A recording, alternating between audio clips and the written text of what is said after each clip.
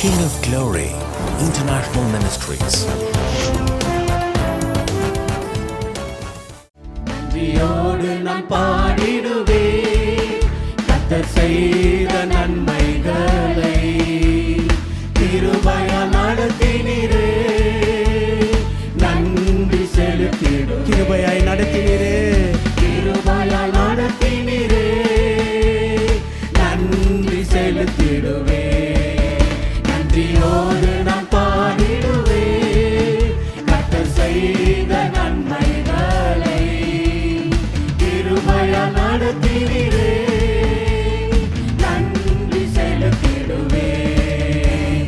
கிருபையால் நடத்தினீரே நன்றி செலுத்திடுவே. இம்மட்டும் நடத்தினவர் இனிமேலும் நடத்திடுவார். ஆண்டவரை பார்த்து சொல்லுங்க, இம்மட்டும் நடத்திடுங்க ஆண்டவரே, இனிமேலும் நடத்திடுவார். கண்மணி போல காத்த ரட்சகர் கரம் பற்றி நடத்திடுவார். கண்மணி போல காத்த ரட்சகர் கரம் பற்றி நடத்திடுவார். நன்றியோடு நான் பாடிடுவே. எத்தனை நன்மைகளை செய்த தேவன் அவர். நன்மைகளை உணர்ந்தவர்களாய் அப்படியே பாடுங்களேன். நன்றி செலுத்திடுவே. கிருபையால் நடத்தினீரே நன்றி செலுத்திடுவே. தடைகள் வந்த போதும் தாங்கிய நடத்தினீரே. எத்தனை தடைகள், எல்லாவற்றையும் தாங்க பலன் கொடுத்தாரு. நடத்தினீரே தடைகளை நொறுக்கி வழிகளை திறந்து தேவனே உம்மை துதிப்பேன். ஆண்டவர் பார்த்து சொல்லுங்க, தடைகளை நொறுக்கி வழிகளை திறந்து தேவனே உம்மை துதிப்பேன். நன்றியோடு நான் பாடிடுவே கர்த்தர் செய்த நன்மைகளை, கிருபையால் நடத்தினீரே நன்றி செலுத்திடுவே. கிருபையால் நடத்தினீரே நன்றி செலுத்திடுவே. எப்பக்கம் நெருக்கப்பட்டு மடியாமல் காத்து கொண்டே. ஆண்டவரை பார்த்து சொல்லுங்க, எப்பக்கம் நெருக்கப்பட்டு மடியாமல் காத்து கொண்டே. நெருக்கத்தை பெருக்கமாய் மாற்றினீரே தேவனே உம்மை துதிப்பேன். நெருக்கத்தை பெருக்கமாய் மாற்றினீரே தேவனே உம்மை துதிப்பேன். நன்றியோடு நான் பாடிடுவே. நல்ல நன்றியுள்ள உருதயத்தை எடுக்கிற பாடுங்களேன். கிருபையால் நடத்தினீரே நன்றி செலுத்திடுவே. கிருபையால் நடத்தினீரே நன்றி செலுத்திடுவே. கிறிஸ்துவுக்குள் மிகவும் பிரியமானவர்களே, ஆண்டவரும் இரட்சகருமா இருக்கிற இயேசு கிறிஸ்துவின் இனிய நாமத்தில் உங்களுக்கு அன்பின் வாழ்த்துதல். ஆண்டவருடைய தயவால் நாம் இந்த வருடத்தில் 6 மாதங்களை கடந்து புதிய மாதத்திற்குள்ளாய் வருகிறோம். ஒவ்வொரு மாதமும் பிரச்சனைகள், போராட்டங்கள், அதே நேரத்தில் தேவனுடைய அன்பை, தேவனுடைய அரவணைப்பை, தேவனுடைய ஆறுதலை நாம் பெற்று மகிழ்ச்சியோடு வாழுகிறோம். இந்த ஜூலை மாதத்திலும் கர்த்தர் நமக்கு மிக அற்புதமான வாக்கு தத்தத்தை தந்திருக்கிறார். அந்த வசனங்களை நாம் ஆதாயப்படுத்திக் கொள்வோம். சங்கீதம் 45 வசனம் 2, எல்லா மனுபுத்திரரிலும் நீர் மகா சௌந்தரியம் உள்ளவர், உம்முடைய உதடுகளில் அருள் பொழிகிறது, ஆகையால் தேவன் உம்மை என்றென்றைக்கும் ஆசீர்வதித்து இருக்கிறார். இந்த வசனம் மேசியாவாகிய கிறிஸ்துவை குறித்ததான ஒரு வார்த்தை.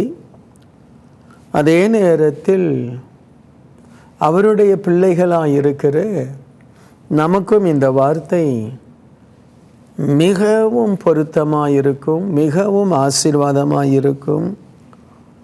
கடந்த நாட்களில் நான் இந்த ஜூலை மாதத்திற்கான வாக்குத்தத்த வசனத்தை குறித்து தியானிக்கும்படியாய் நான் வேதம் வாசிக்கும் பொழுது, தேவன் உம்மை என்றென்றைக்கும் ஆசீர்வதிக்கிறார்.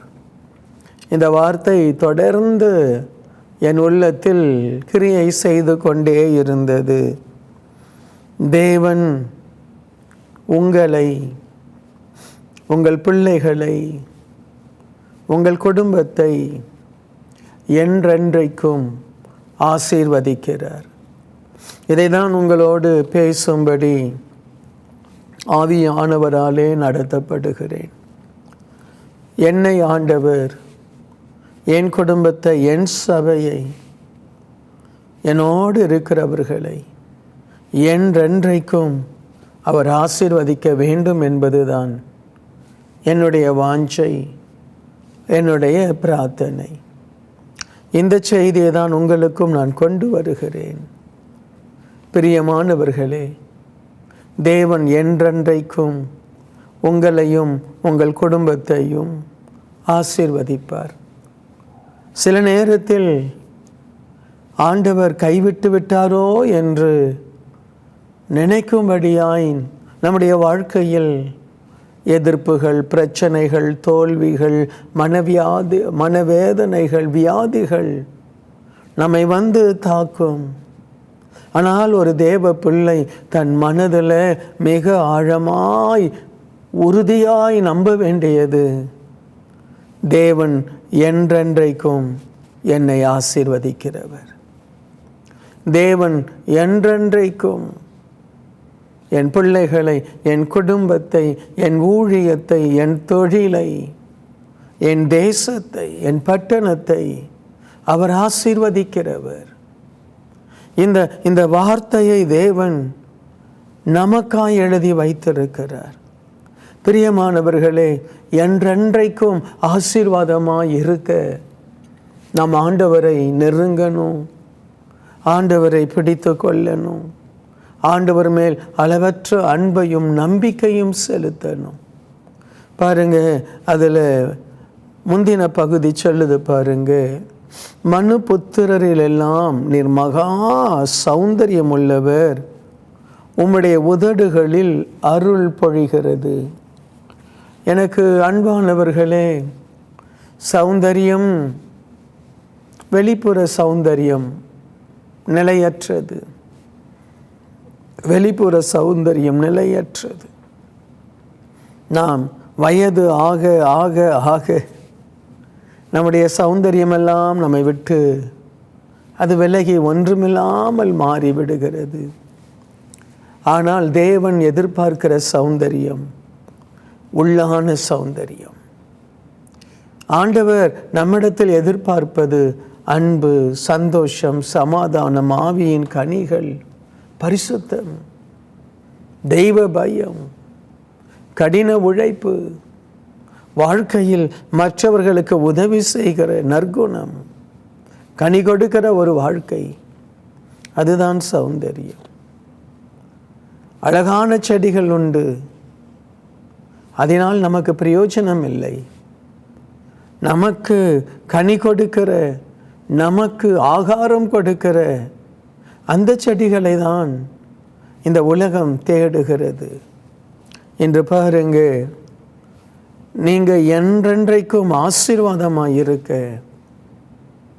உங்கள் குடும்பத்திலேயே நீங்கள் நல்லவர்களாக இருக்க பிரயாசப்படுங்க. ஆண்டவரை குறித்து சொல்லுகிறது, அவர் 1000 சிறந்தவர்.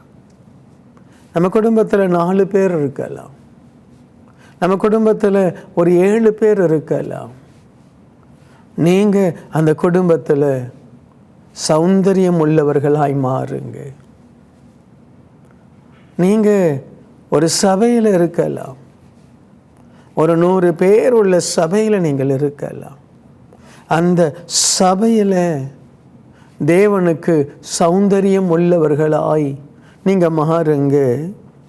ஆண்டவர் சொல்கிறாரு, நான் என்றென்றைக்கும் உன்னை ஆசீர்வதிக்க வேண்டுமானால் உன்னுடைய உதடுகளில் அருள் பொழிகிறது. பிரியமானவர்களே, ஒரு மனிதனை உயர்த்துவது, ஆசீர்வதிப்பது, ஒரு மனிதனை உதவாதவன், வேண்டாதவன் என்று அவனை புறக்கணிப்பது, அவனுடைய உதடுகள் எதை பேசுகிறது என்பதுதான். இந்த இடத்தில் ஆண்டவர் என்றென்றைக்கும் உங்களை ஆசீர்வதிக்க வேண்டுமானால் உங்கள் உதடுகளில் அருளான, ஆசீர்வாதமான, நன்மையான வார்த்தைகள் வரட்டும். ஆண்டவர் நம்மை பார்த்து கொண்டே இருக்கிறார். இரவும் பகலும் நம்மை பார்த்து கொண்டே இருக்கிறார். நாம் பல மனிதர்களோடு பழகுகிறோம். பிள்ளைகளோடு பேசுவது மனைவிக்கு தெரியாது, மனைவியோடு பேசுவது பிள்ளைகளுக்கு தெரியாது, நண்பர்களோடு பேசுவது குடும்பத்திற்கு தெரியாது. ஆனால் நாம் பேசுகிற அத்தனையும் அறிந்தவர் ஆண்டவர். ஆகவே அவர் சொல்றாரு, உன் வாயின் வார்த்தைகள் அருள் பொழிகிறது. ஆகவே நான் என்றென்றைக்கும் உன்னை ஆசீர்வதிப்பேன். இந்த அதிகாரத்தை சற்று நாம் ஆராயும் பொழுது நிறைய ஆசீர்வாதங்கள் இந்த அதிகாரத்தில் புதைந்திருக்கிறது. 3வது வசனம் சொல்லுகிறது பாருங்க, சௌரியவானே, உமது மகிமையும் உமது மகத்துவம் ஆகிய உம்முடைய பட்டயத்தை உம்முடைய அறையிலே கட்டிக்கொண்டு. இந்த இடத்துல ஒரு பட்டயம் ஒரு யுத்த வீரனுக்கு அவசியம். ஒரு பட்டயம் ஒரு தலைவன், ஒரு ராஜாவுக்கு அவசியம். ஆனால் இந்த இடத்துல ஆண்டவர் அந்த பட்டயத்தை எப்படியாய் சொல்லுகிறார்? உமது மகிமை, உமது மகத்துவம். பிரியமானவர்களே, ஒவ்வொரு மனிதனுக்கும் ஹானர் உண்டு, ஒரு மகிமை. இன்னொரு புறம் மகத்துவம், ஒரு க்ளோரி, ஒரு பெரிய ஒரு திட்டம், ஒரு பெரிய ஒரு ஞானம். நம்முடைய வாழ்க்கையில் ஆண்டவர் நாம் இலட்சையை உண்டாக்குகிறவர்களாக இருக்கக்கூடாது, பிரச்சனைகளை உண்டாக்குகிறவர்களாக இருக்கக்கூடாது. பாவமான வாழ்க்கை, சாபமான வாழ்க்கை அப்படியே நம்மளை பார்த்து வேண்டாம் என்று தள்ளுகிற ஒரு அற்பமான ஒரு வாழ்க்கையை நாம் வாழ்ந்திடக்கூடாது. நம்மை பார்க்கும் பொழுதே மற்றவர்கள் நம்மை மதிக்கணும், ஒரு ஆனர். அதே போல நமக்குள் இருக்கக்கூடிய திறமை, ஞானம், நமக்குள் இருக்கிற பக்தி, நமக்குள் இருக்கிற நல்ல குணங்கள் நமக்கு மகத்துவமாய் மாறணும், மகத்துவமாய் மாறணும். இன்றைக்கு நிறைய பேருடைய வாழ்க்கையில் மகத்துவம் இல்லை, மகிமை இல்லை, ஆனர் இல்லை. ஆண்டவர் சொல்றாரு, உமது மகிமை உமது மகத்துவத்தை நீர் பட்டயமாய் அணிந்து கொள்ளணும். அப்படி என்றால் ஆண்டவர் என்ன சொல்றாரு? படிப்பு உனக்கு ஒரு ஆனர், திறமை உனக்கு ஒரு ஆனர், ஞானம் உனக்கு ஒரு ஆனர். உன்னுடைய குடும்பத்தை நீ எவ்வளவு ஒழுங்காய் நடத்துகிறாய், ஒரு வாலிபன் எவ்வளவு நல்ல முறையில் தன்னை வளர்த்து கொள்கிறான், அது ஆனர். அந்த தம்பி நல்ல தம்பி, அந்த பெண் நல்ல பெண், அந்த ஆனர், அந்த மகத்துவம். அவன் ஒரு பராக்கிரமசாலி, அவன் சிறந்த படிப்பாளி, அவன் கடினமாய் உழைக்கிறவன். அது நமக்குள்ள, அதை நாம் நம்முடைய பட்டயமாய், நம்முடைய பாதுகாப்பாய் அது இருக்கணும், நம்முடைய பாதுகாப்பாக இருக்கணும். நம்மை யார் அழிக்க வந்தாலும், யார் நமக்கு எதிராய் வந்தாலும், உன்னுடைய மகிமை, உன்னுடைய மகத்துவம் உன்னை காப்பாற்றும். தேவன் சொல்லுவார், இவர் என்னுடைய மகன், என்னுடைய பிள்ளை, எனக்கு பயந்து நடக்கிறவன், உண்மையானவன், நான் நேசிக்கிறவன், அவனை தொடாதே.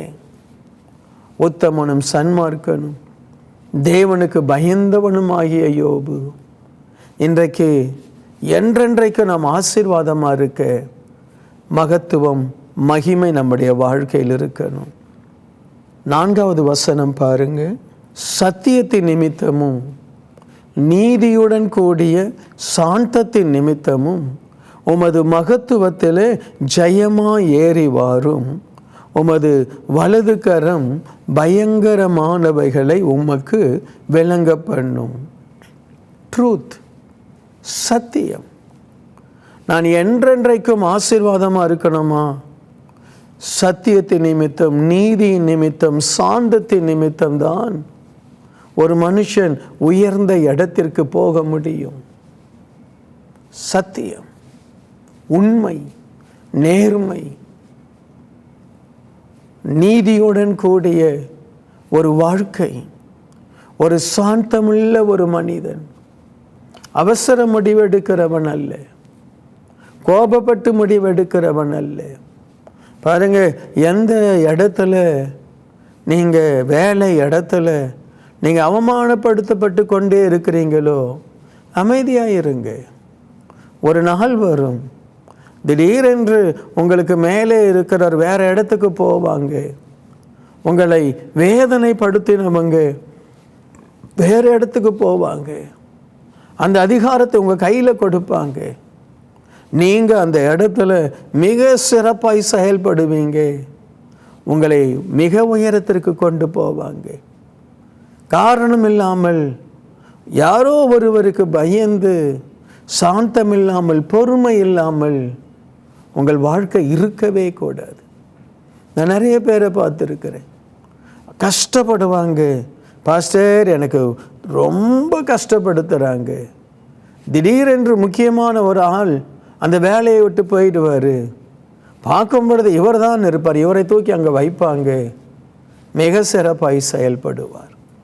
ஆண்டவர் சொல்கிறாரு, நீ என்றென்றைக்கும் ஆசீர்வாதமாக இருக்க சத்தியம் உனக்குள் இருக்கணும், நீதி உனக்குள் இருக்கணும், சாந்தம் உனக்குள் இருக்கணும். இதெல்லாம் நிச்சயமாய் உங்கள் வாழ்க்கையில் ஆசீர்வாதங்களை கொண்டு வரும். அடுத்து இந்த வார்த்தை சொல்லுகிறது பாருங்க, 5வது வசனம். உம்முடைய அம்புகள் கூர்மையானவைகள். உம்முடைய அம்புகள் கூர்மையானவைகள்.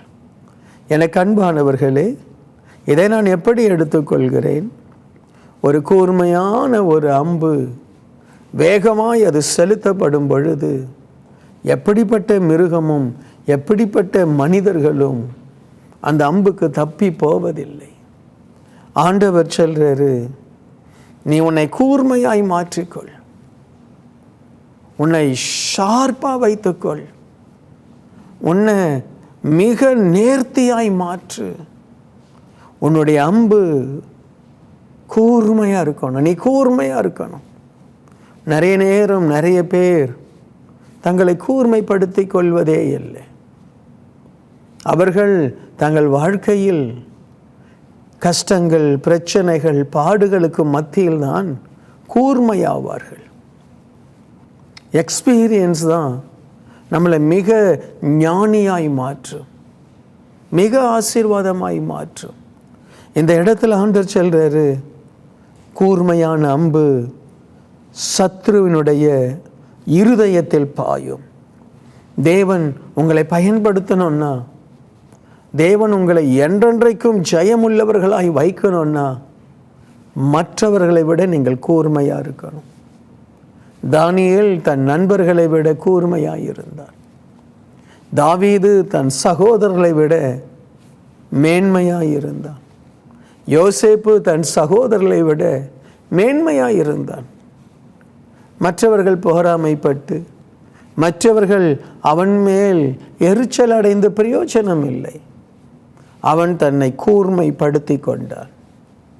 இந்த தேவ செய்தியை கேட்கிற என் அன்பு மகனே, மகளே, நீ என்றென்றைக்கும் ஆசீர்வாதமாக இருக்க உன்னை ஷார்பன் பண்ணிகிட்டே இருக்கணும். உன் அம்புகள் கூர்மையாக இருக்கணும். எதையோ எடுத்து பயன்படுத்துவேன், அவசரத்தில் எதையாவது செய்வேன், அவசரத்தில் திடீரென்று எதையாவது பண்ணுவேன். இல்லை, You have to sharpen yourself. என்றென்றைக்கும் ஆசீர்வாதம் இருக்க அநேக படிகள் இந்த அதிகாரத்தில் இருக்கிறது பாருங்க. 7வது வசனம் அற்புதமானது. நீர் நீதியை விரும்பி அக்கிரமத்தை வெறுக்கிறீர், ஆதலால் தேவனே உம்முடைய தேவன் உமது தோழரை பார்க்கிலும் உம்மை ஆனந்த தைலத்தினால் அபிஷேகம் பண்றார். நீர் நீதியை விரும்புகிற ஒரு மனிதன், அக்கிரமத்தை வெறுக்கிறீர். நம்ம குடும்பத்தில், நம்முடைய வாழ்க்கையில் நீதி நீதி நீதி, எல்லாவற்றிலும் நீதி. உறவுகளில், வேலை இடத்துல, ஊழியத்தில், நம்முடைய தனிப்பட்ட வாழ்க்கையில் மற்றவர் நம்மை குற்றப்படுத்துகிறாங்களோ இல்லையோ, நம்ம மனசாட்சி நம்மை பார்த்து சொல்லணும், நீ நீதியாய் தான் நீ நடக்கிற, நீ நேர்மையாய் தான் நீ நடக்கிற. அப்படிப்பட்ட ஒரு கிருபை நமக்கு வந்து விட்டால் ஆண்டவர் சொல்றாரு, என்றென்றைக்கு நீ ஆசீர்வாதமாயிருப்பாய். எத்தனை பாக்கியம் பாருங்க. உன்னை நான் ஆனந்த தைலத்தினால் அபிஷேகம் பண்ணுவேன். என்னை பொறுத்த வரைக்கும் நம்ம உண்மையாய், நீதியாய், மேன்மையான காரியங்களை செய்ய முற்படும் பொழுது துக்கம் நமக்கு இல்லை, வேதனை நமக்கு இல்லை.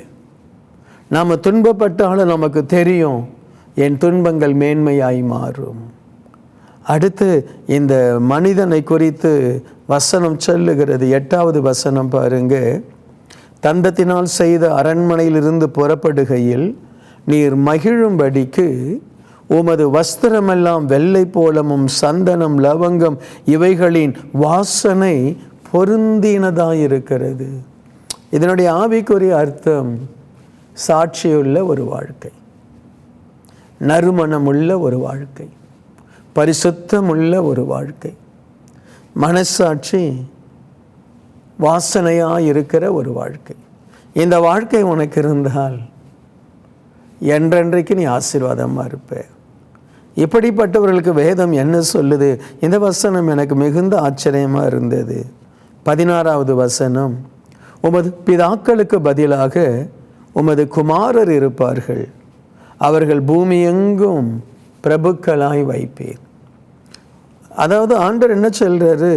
நீ என்றென்றைக்கும், நீ மட்டும் இல்லை, உன் சந்ததி சந்ததியாய் என்றென்றைக்கும் ஆசீர்வாதம். உன் குமாரர் பிரபுக்களாய் இருப்பார்கள். ஒவ்வொரு தகப்பனும் அதை தானே விரும்புகிறார். என்னோட ஆசீர்வாதம் முடிஞ்சிடக்கூடாது, என் சந்ததி ஆசீர்வாதமாக இருக்கணும். என்ன பிரசங்கி சொல்றாரு?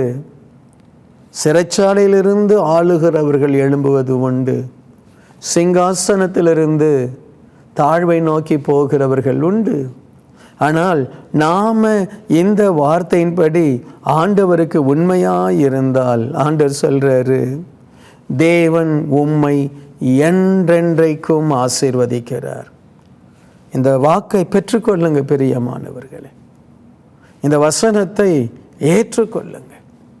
நான் சொன்ன இந்த ஆலோசனைகளை பிடித்து கொள்ளுங்க. நிச்சயம் என்றென்றைக்கு நீங்கள் ஆசீர்வாதமாக இருப்பீங்க. உங்களுக்காக நான் ஜெபிக்க விரும்புகிறேன். ஐயோ, தரித்திரம் என்னை பின்பற்றுமா, சாபம் என்னை பின்பற்றுமா, என் வாழ்க்கை ஆசீர்வாதத்தை பார்க்காமலே போய்விடுமா? இல்லை.